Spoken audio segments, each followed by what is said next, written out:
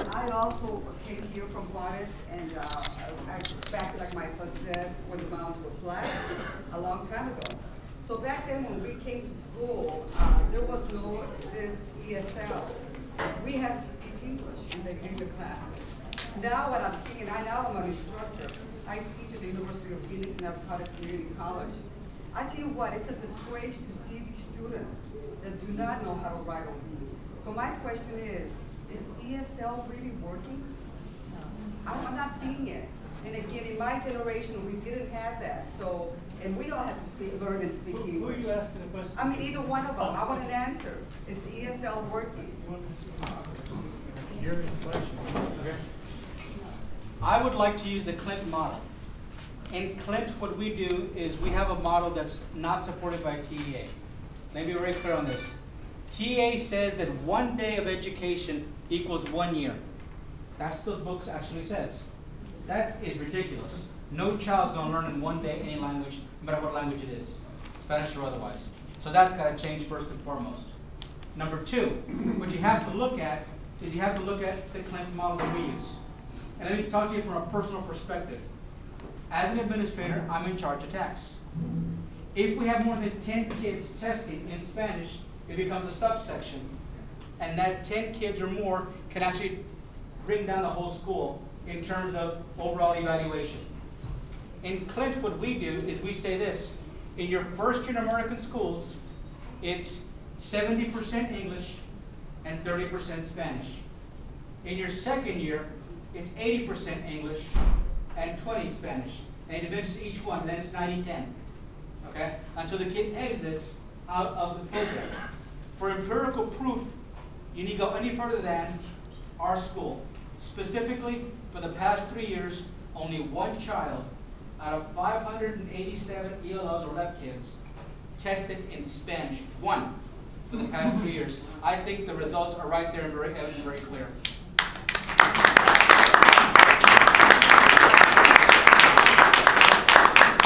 For those of you who would like to leave, if this is dragging on too long, please feel free to leave now. And those who want to stick around and ask questions, please feel free to do so. Very quickly, I'm a big supporter of local control.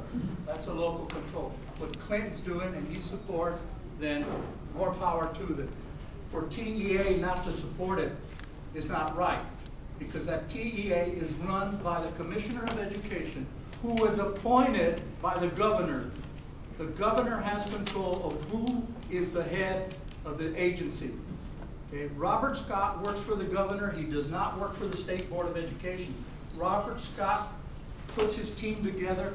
The State Board of Education does not have any power in dealing with the Texas Education Agency. So I'm sorry that the agency is not working with you, but I do believe in local control, and if you have a good program at Clint, more power to you. And there are some great programs all around the state. I'm very fortunate because I'm very supportive of those programs, because I believe a long time ago that if I was from Russia and I came into the classroom, okay, and you were trying to teach me science and math, and I'm 13, 14 years old, there's no way that I'm going to learn it. And I'm probably going to be a dropout. So you've got to find a program that works for me. Okay, if I want to be a citizen of the United States and live in the United States, then I have to learn the language well. And there's programs out there that are very good, and there's programs out there that are not, and they have to be fixed. Thank you. My name is Elsa Duarte Novoa, and I teach at UTEC Social Studies Methods. I also have 23 years in public schools, starting in Chicago for 4 years, San Antonio 19, at the elementary, middle school, and high school. So I have 23 years of teaching reading, social studies, math, science, the works. And I would like to ask you, Mr. Charles Garza, how is it that you are for children first when the ELA, the English Language Arts curriculum, that the State Board of Education decided not to support was written and revised by Texas teachers from the whole state. They worked on this curriculum for 2 years, and at the end of the day, the conservative State Board of Education decided that they were going to take the curriculum from a woman from Massachusetts by the name of Donna Gardner that was heavy on phonics, when we know that our children are not reading well because we're only looking at phonics instead of looking at integrated ways of teaching social studies. Because if we know something about brain research, is that not everyone in this room alone thinks and process information the same way. We do not learn how to read the same way. We learn in many modalities. We have different intelligence, so we cannot only rely on phonics. So how is it that you supported teachers when you supported the State Board of Education curriculum by this woman by the name of Donna Gardner from Massachusetts? Well, let's go into that. And I'm glad you asked that question because we have DRA, Developmental Reading Assessment. We have DIBELS, Dynamic Indicator of Early Literacy, all assessments required by No Child Left Behind. Those tell us how a child is developing. Man, if I let you speak. I didn't say a word. I didn't say a word. Go ahead. Okay. The bottom line is we're always looking at various assessment skills because you need to progress monitor how a child learns. And then you have to do what's called an intervention to ensure the child does not get left behind. It's specific. When IDEA was passed, which is the Individual with Disabilities Education Act, was reauthorized, it specifically said in there that the boards of each state must develop a response to intervention program, or RTI. Texas needs to do it. Your leadership is there. My first question is, does he know what it is? Does he know how it helps?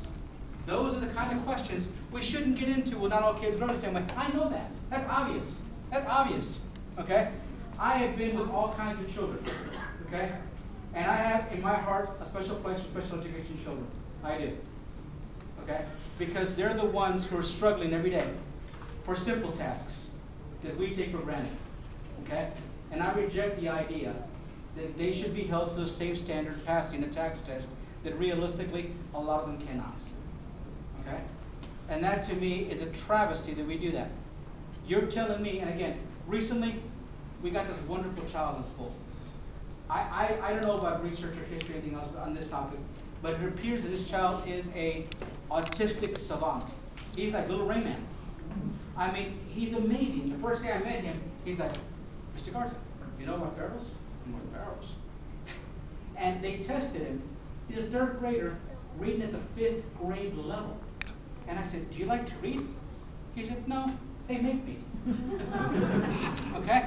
But that's amazing when a child can pick it up. So I understand that even children like that. And anyone who knows me, I mean, I work my way out of the way to go talk to him because he has this knowledge that's incredible. My teachers even said, he's teaching me stuff because he's great. So I understand that. And there is no size fits all for anything.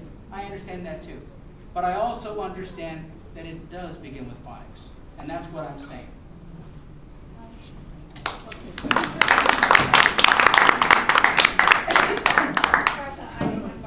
I think I'm supposed to speak. My name is Dr. Violet Gilson. I'm a physician. I taught at Texas Tech Medical School for several years and have some background in teaching. My background is in science, and I have a problem with the State Board of Education putting creationism in our science textbooks. I think that that is a religious matter, and I really want to know if you will continue to support the State Board of Education rewriting our textbooks and rewriting our curriculum. I want a straight answer. And let me give it to you, okay? Both individuals are looking to be partisan. And my concern was I was told not to come here because these two ladies already have an agenda set. But let me answer your question, number one, okay? If you're a science teacher, you know something called hypothesis. You test it. You find out if it's true. And if you think that we just popped on Earth out of nowhere and aimlessly go through life with no mission,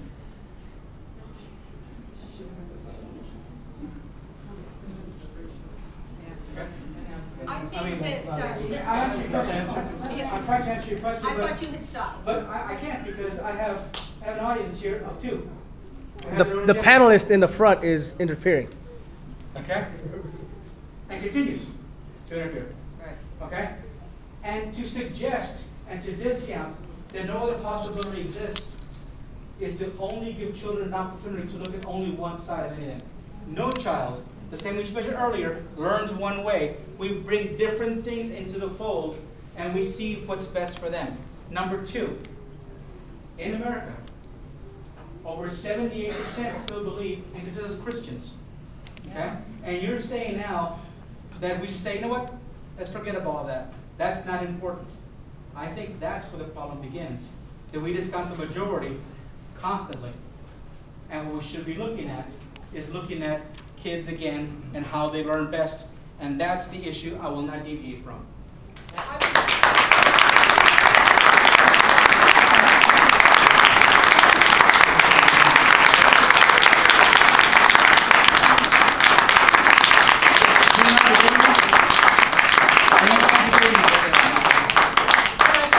But the tone, ma'am, the tone was aggressive towards me. I would like to The tone clarify was my aggressive question. towards me. Charlie. You interpreted my question as meaning that I would like to disregard religion, and I do not wish to do that. If God created the earth, he could have created it any way he wished. And I think we need to point out that there are a variety of explanations and arguments on this. But I think to teach creationism as a fait accompli in a book is really not appropriate. So is Darwinism wrong?